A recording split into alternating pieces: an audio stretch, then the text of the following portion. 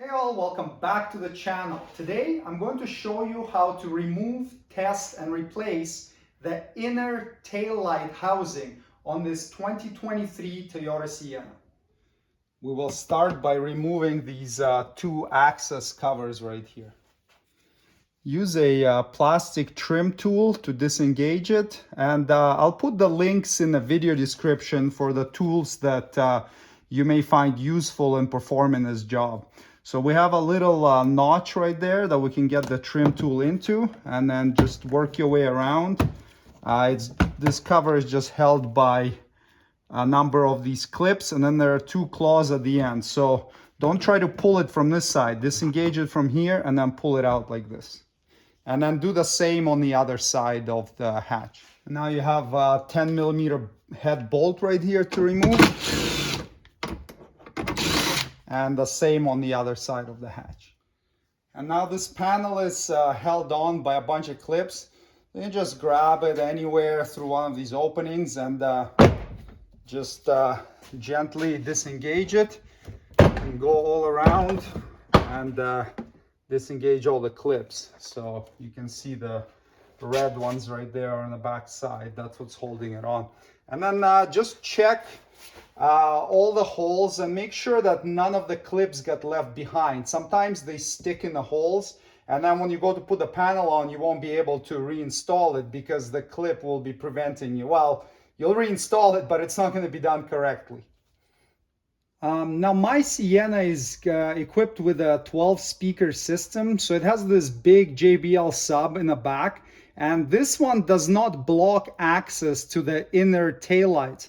However, the instructions say to remove it. I don't see why.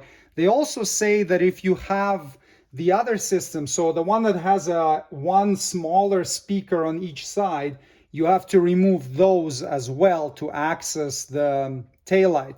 I don't know if that's true or not. I don't have one of those models to confirm.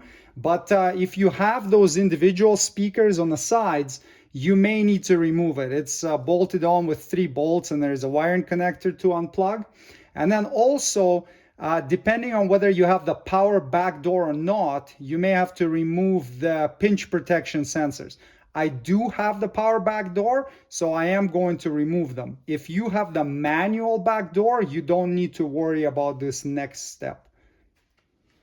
The little connector for the pinch sensor is right here, and you just squeeze the tab and then pull it out like that to disengage it. It's a 2-wire connector. The touch sensor is right here, and it's covering 2 of the bolts that we need to remove to access this light here. It's held on by 5 screws with 8mm heads, and then 2 little clips. So let's get all of those out. And I don't know if we need to get the whole light out complete, or the whole sensor out completely, or just partially. We'll get all the screws out anyways. And then we have this clip right here. So when you're gonna pry on it, it's gonna pop out. You can use a plastic trim tool just to remove it. And it looks like this, just a little itty bitty clip. I dropped it. It's kind of rectangular on the end, so when it gets reinstalled, it needs to be installed in a proper direction. And then we have one more clip right here. And I guess we'll take this whole sensor right off just to be able to access that light and not have this thing dangling. And if you didn't have the power back door, you wouldn't have had to do that step. Now it exposed these 2 nuts, and with a manual door, you would have just seen them. They're made of plastic, so just be gentle with them. I mean, when you unscrew them, it's fine, but when you're tightening them, just go easy on them. Don't tighten them with an impact gun. Now we have this light connector to unclip, so we have this little pinch tab on the top right there. Pinch it and slide the connector out. And now we have 2 more 10mm head nuts right there. So let's get those off.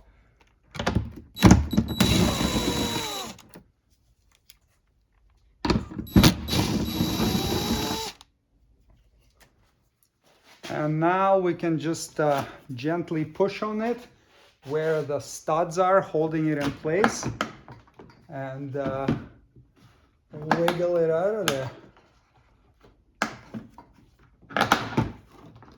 There we go.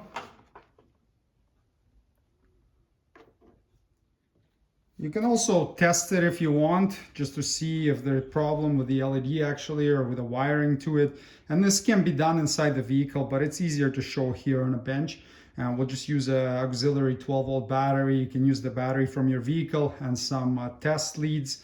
And then we're gonna connect ground and power. When we're doing that, just be careful so you don't short the ground and power together. You're gonna have a bit of a shower of sparks, and we'll see if the lights work.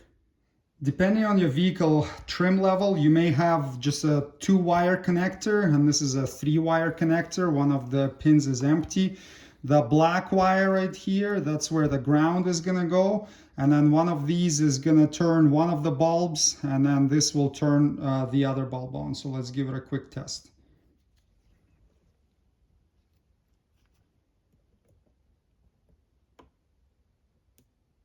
So that one's good, and that one is also good. Now the backup light is just a regular bulb that can be easily replaced, but for the tail light, that's an LED assembly. So if that doesn't work, you need a new housing. So in that case, you would be replacing it. Nothing's wrong with mine, so I'm just gonna go ahead and reinstall it in the vehicle now. We'll first get the wiring harness through, and then line up the studs.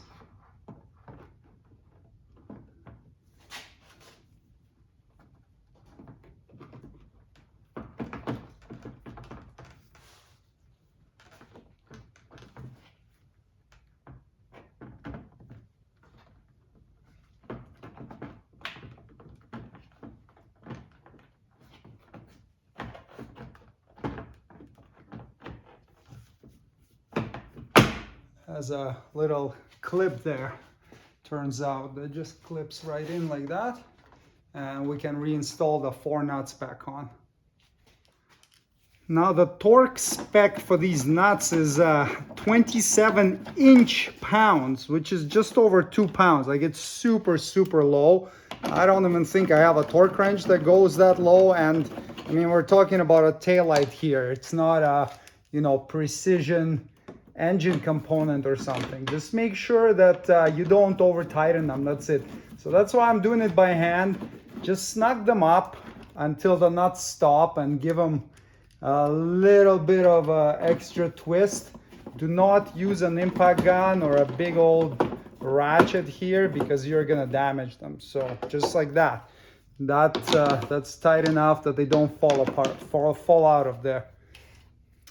If you had this pinch protection sensor, reinstall the wire back in the hole, and then just route it the same way that it was, and install these 2 clips. As I mentioned before, they're like rectangular, so there's just one way that they'll fit in, and clip them in. Now it holds it in place, and now you can reinstall these 5 screws right here that are holding it in.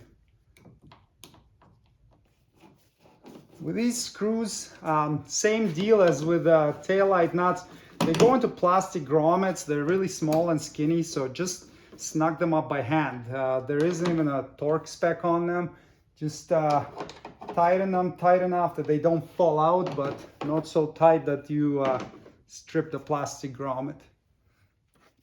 And now reconnect the touch sensor connector if you had it disconnected until it clicks. And then plug the wiring harness connector for the tail light back in. And if you did remove the speaker on the side here for access, then reinstall that. Tighten to about 5 foot-pounds. It's just like little 10 mil bolts holding it on. They don't give a torque spec for it either, but it doesn't need to be super tight.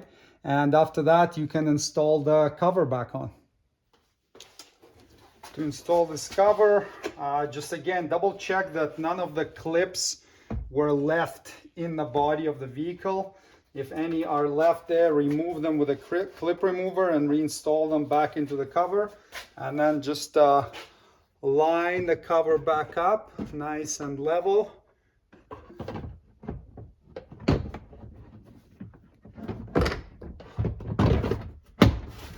And then go around and engage all the clips. Make sure they all clip in by going around and just pressing in all the areas with your hand, otherwise you can have rattles and whatnot. And then once you're satisfied, we can reinstall the bolts.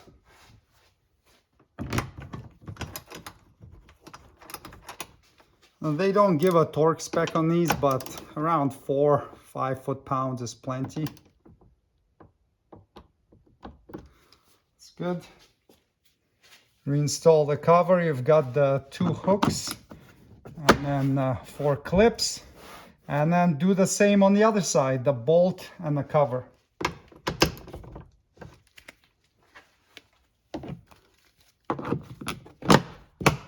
And there you go. All done. Thanks for watching. Subscribe if you'd like to see more Toyota Sienna maintenance and repair videos. See you next time. Cheers.